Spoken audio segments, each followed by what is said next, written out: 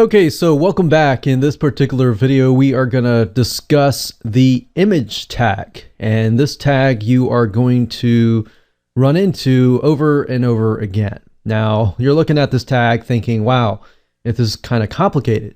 And not really. The image tag really looks like this. The rest of it I'll explain in just a minute. So, image tag allows you to grab any image, whether it's an external image from a different website or even your internal image that might be sitting on your website. It acts just like a hyperlink, and which you'll learn later on.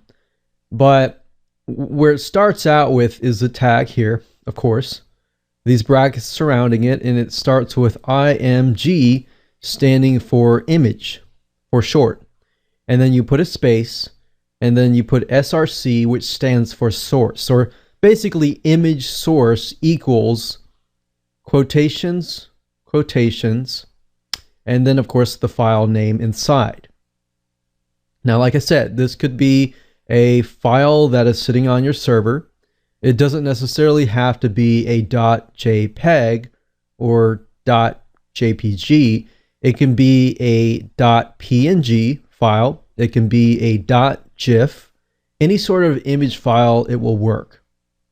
So this could link here. This could link to www.yourdomain.com/image name.jpg or whatever the image extension might be. So that's how easy it is to create a image tag. And without having to even go to Composer, you can simply type this in and pull any image that you want in. Now, what you saw earlier was the alt tag. So if we add an alt tag, so after we've done this, after the quotation has closed that URL off, now we can put a space and we can put the word alt equals quotation. And alt tag is basically going to tell Google or any other search engine robot what the image is all about.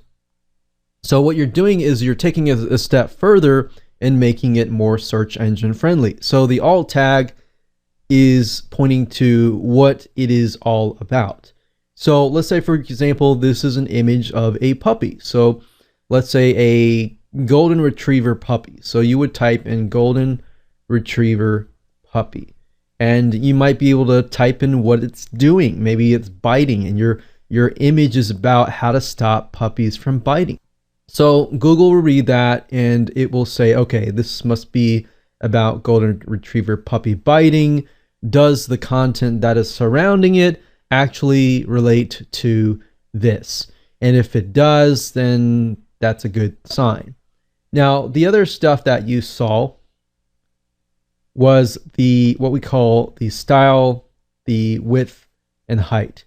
Now, typically, you're not going to run into that unless you want to resize the image. So I'm not really going to teach you that right now. I would rather you go to Composer and test it out there, but I don't want to overwhelm you, and I want you to just memorize that you have the tag here.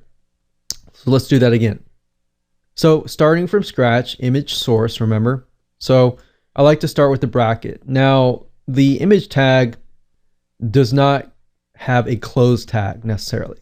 It's just IMG SRC, so image source equals that. So I like to do that. And then I put the file name inside and the extension. And that's essentially it. And then alt tag equals quotation, and then the SEO friendly keyword. And that's it. That's all you have to do. Now, whenever you add the width and the height, that is only if you want to resize it. So if you want to resize it, then you can add a width and height. But for now, I just want you to learn the basics, and let's jump on over to Composer and I'll show you. So if I go to Composer here, and let's say, for example, that I'm going to center align this image, I'm going to go ahead and click on image, and I'm going to go ahead and find an image. Now, these images are on my computer, obviously. So if I click on do not use alternate text, and typically with Composer, if you do not enter alternate text, it will ask you and it will give you a warning message. So you want to enter the alternate text, which is basically what Google robots see to see what your image is all about. So we can say how to say puppy biting, and we'll click OK, and there we go. So obviously this is not an image of a puppy biting, but I'm just using this as an example. Now, if you click on source here, you will see that we can see the IMG and the SRC down here. Now, of course, there's a style down here, which is telling us the style and the alt tag. But if we were to remove this, this is what it would look like. We can see IMG SRC equals the location of the file. Now, I've said this before, but Composer will generally directly link to your computer, and you don't want that. You want it to link to your website or to the file. So if this HTML file is located in the same folder as your image, then you can simply remove everything and just simply put the file name between the quotations. And that's probably the easiest way to go. Now, if your image is in a specific location on your website, the easiest thing to do is find the location and then put the location here. Just make sure that this is not linking to your computer, because when you upload it to the internet, nobody else can see your computer except for you. So it may work for you, but it's not going to work for everybody else. So I'm going to leave it at that, and so we can keep it simple.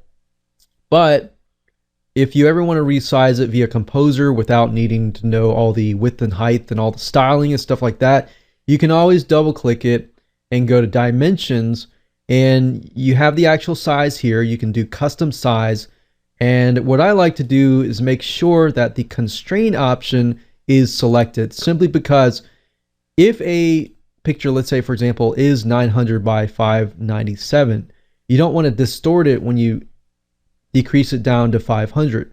You want to keep the width and the height scale the same. So when I press OK, it looks like this, right? Now, if I don't press the constraints, as you saw I did earlier, and I just do something like 500, and I press OK, you can see how it has distorted the image itself. So that's another little tip that I have with utilizing Composer. So by all means, if you want to stick with Composer, great, that's fine. But I'd highly recommend you at least memorize this simple tag, because when it comes to editing with WordPress or any type of content management system that utilizes an HTML editor, sometimes you're going to run into snags along the way. And if you know this tag, then you can get past simple roadblocks. All right, so hope you enjoyed that video, and we'll move on to the next one.